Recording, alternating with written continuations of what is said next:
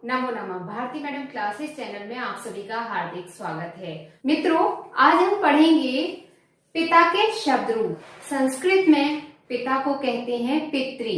तो पितृ शब्द ऋकारांत शब्द है और ऋकारांत शब्द कैसा है? पुल्लिंग। तो आज हम ऋकारांत पुल्लिंग अजंत शब्द रूप पढ़ेंगे और उसमें भी हम पिता के शब्द रूप पढ़ेंगे पितृ के। तो चलिए क्लास शुरू करते हैं। पिता के शब्द रूप कैसे चलते हैं और कैसे बनते हैं एक वचन, द्विवचन और बहुवचन में।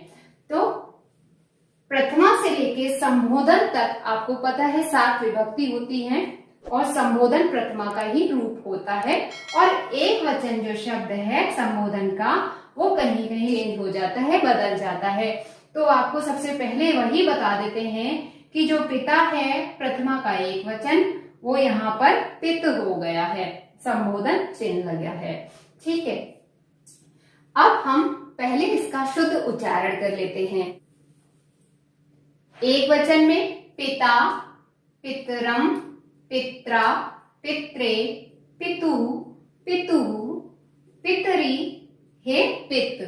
द्विवचन में पितरौ, पितरौ, पितृभ्याम, पितृभ्याम, पितृभ्याम, पित्रोः, पित्रोः विसर्ग लगा हुआ है, हे पितरौ।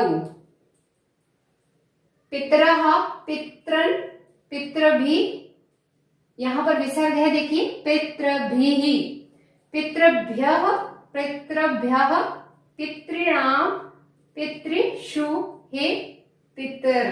अब हमने देखा संबोधन का हे पित था और उसके बाद जो एक वचन का शब्द था संबोधन का वो हे पित था।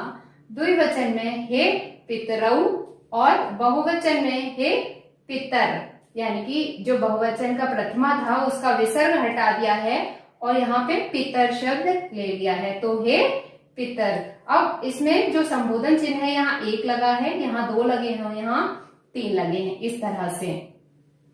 अब हम इसको गाएंगे कि पिता के शब्द रूप गा के कैसे याद करें। पिता पितरम, पित्रा, पित्रे, पितुः, पितुः, पितरी, हे पित। पिता पितरम, पित्रा, पित्रे, पितुः, पितुः, पितरी, हे पित।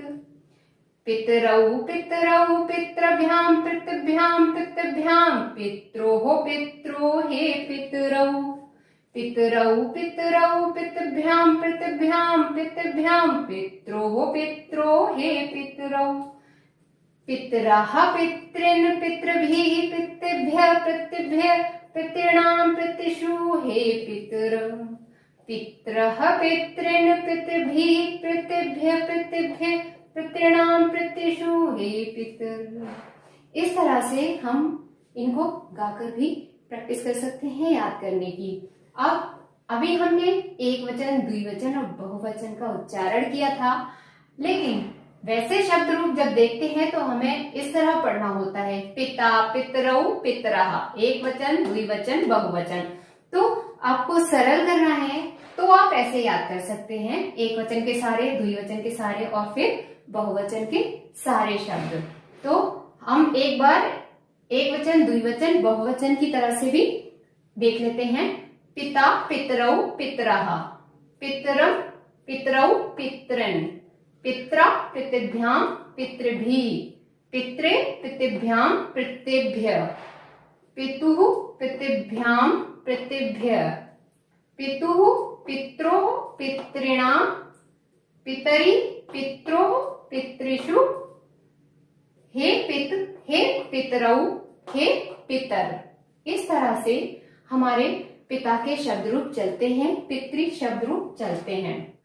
अब हम पितृ शब्द के समान शब्दों को देखेंगे कि एक वचन में कहाँ कहाँ पर एक समान शब्द रहते हैं, द्विवचन में कहाँ समान रहते हैं और बहुवचन में, जिससे कि उन्हें याद करने में हमें सरल हो जाएगा और हमें कम शब्द याद करने होंगे। यहाँ देखिए एक वचन के शब्द हम पहले देख लेते हैं। तो पंचमी और षष्ठी का समान शब्द होता है, समान, एक समान रहता है ऋकारांत पुल्लिंग शब्द रूपों में पंचमी और षष्ठी का एक वचन समान रहता है। तो आप पंचमी याद कीजिए, षष्ठी आपको वैसे ही सेम लिख देना है, ठीक है। उसके बाद अब द्विवचन में आपको बताया था, यदि आपने वो क्लासेस नहीं देखे हैं, हरि के शब्द रूप जो कि इकारांत है, अकारांत है, आकारांत है, तो सभी में जो जितने भी शब्द रूप हैं वहां द्विवचन में ये नियम समान रहता है कि दो एक जैसे, यानी कि प्रथमा द्वितीय एक जैसा शब्द रहता है, तृतीय चतुर्थी पंचमी एक जैसा रहता है, और षष्ठी सप्तमी शब्द एक जैसा रहता है। तो आप देखेंगे कि ये दोनों समान हैं, ये तीनों समान हैं और ये दोनों समान हैं। इस तरह से आपको सिर्फ इसमें 3 ही शब्द याद करने हैं, पितरौ, पितृभ्याम और पितरोः। उसके बाद इसको हमें डबल कर देना है, इसको 3 बार लिखना है, इसको फिर से डबल करना है, और पितरौ आपका द्विवचन का प्रथमा का ही होता है, तो वही हमने संबोधन से चिन्ह लगाकर यहाँ पर लिख दिया है।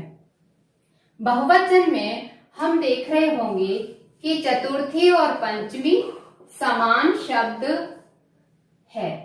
पितृभ्य, पितृभ्य ये एक समान रहता है, और सभी ऋकारांत पुल्लिंग शब्द रूपों में ये शब्द समान रहता है। और आप देखते होंगे, आपने यदि क्लासेस पढ़ी है हमारी, कि शब्द रूप जितने भी होते हैं वहां पर, जितने भी शब्द रूप हैं वहां पर ये चतुर्थी और पंचमी एक समान ही रहते हैं। जैसे यहाँ पर द्विवचन में ये समान रहते हैं, ये भी ऐसे ही समान रहते हैं। और पितृनाम ये भी ऐसे ही समान रहता है। और पितृषु, जैसे कि अगर हम राम का शब्द रूप याद कर रहे होते तो रामाणाम, ठीक है, तो हरि का कर रहे होते हरि नाम।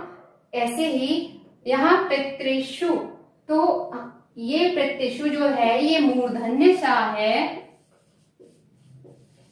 जितने भी पुल्लिंग और नपुंसक लिंग शब्द होते हैं वहां पर जो सप्तमी का बहुवचन है उसमें जो सा है वो मूर्धन्य सा का प्रयोग होता है, मूर्धन्य सा होता है। यदि स्त्रीलिंग होता तो यहाँ पर दंत्य सा हो जाता। जैसे रमा का शब्द एक स्त्रीलिंग शब्द है, अगर हम रमा के शब्द रूप यहाँ पर चला रहे होते, पढ़ रहे होते, तो यहाँ रमासु होता जो कि दंत्य सा होता। लेकिन पुल्लिंग और नपुंसक लिंग में ये मूर्धन्य सा हो जाता है। तो ये चीज आपको याद करनी है। उसके बाद समान शब्द हमने देख लिए हैं।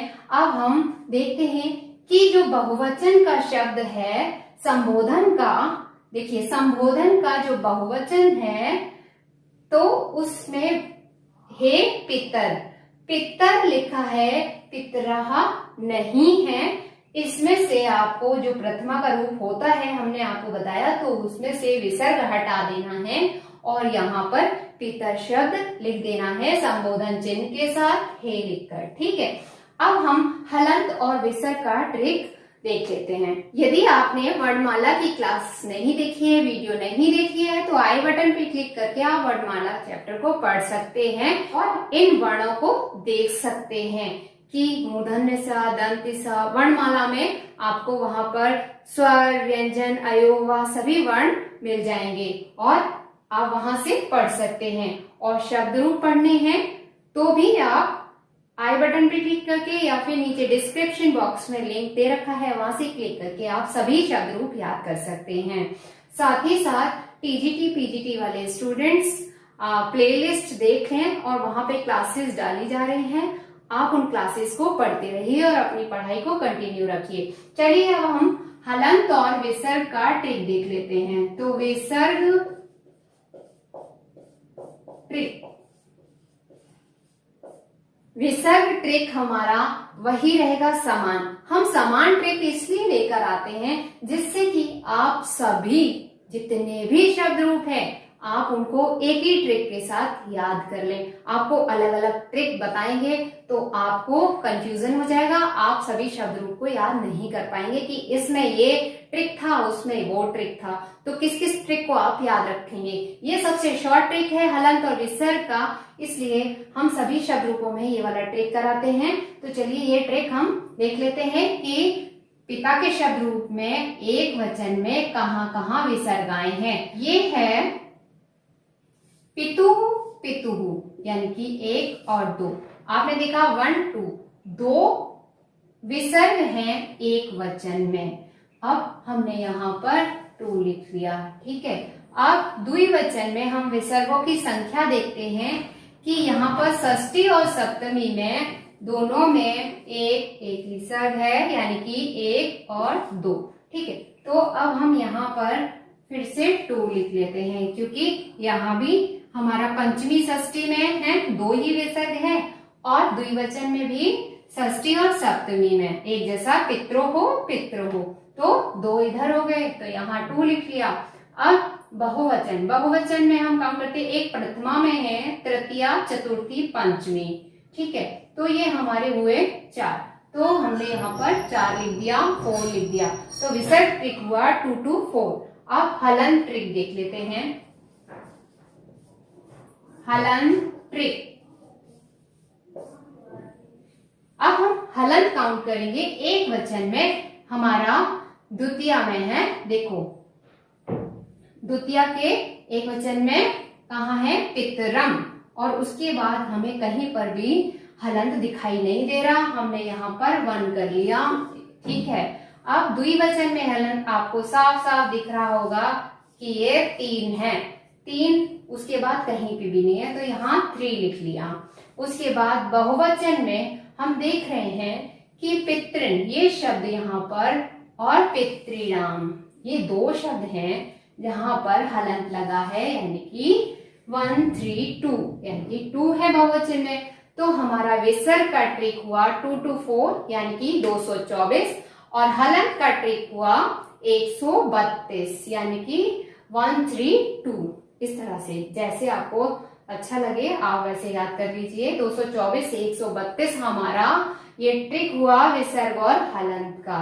एक चीज हम आपको फिर से बता दें कि जितने भी ऋकारांत पुल्लिंग शब्द होते हैं वो एक समान चलते हैं, चाहे वह पितृ का हो, पिता का हो, या फिर दात्री, भात्री, भक्त्री, भर्त्री, पोत्री, होत्री, रक्त्री, कर्त्री आदि जो सभी शब्द हैं वो पितृ के समान ही चलते हैं, यानी कि अर्थात पिता के शब्द रूप के समान ही चलते हैं।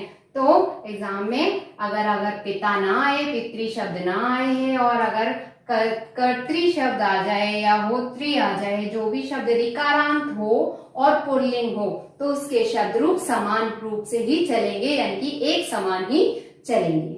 तो इस तरह से आपको यदि ये शब्द रूप पसंद आए हैं और आपको लगता है कि ये वीडियो आपके लिए यूजफुल है, आपके काम आने वाली है, तो इस वीडियो को लाइक कीजिए, शेयर कीजिए, और भारती मैडम क्लासेस चैनल को सब्सक्राइब कीजिए। साथ ही साथ बेल आइकन बटन दबाकर ऑल पर क्लिक करिए, जिससे कि हमारे नए वीडियोस के नोटिफिकेशंस आप तक पहुंच सकें।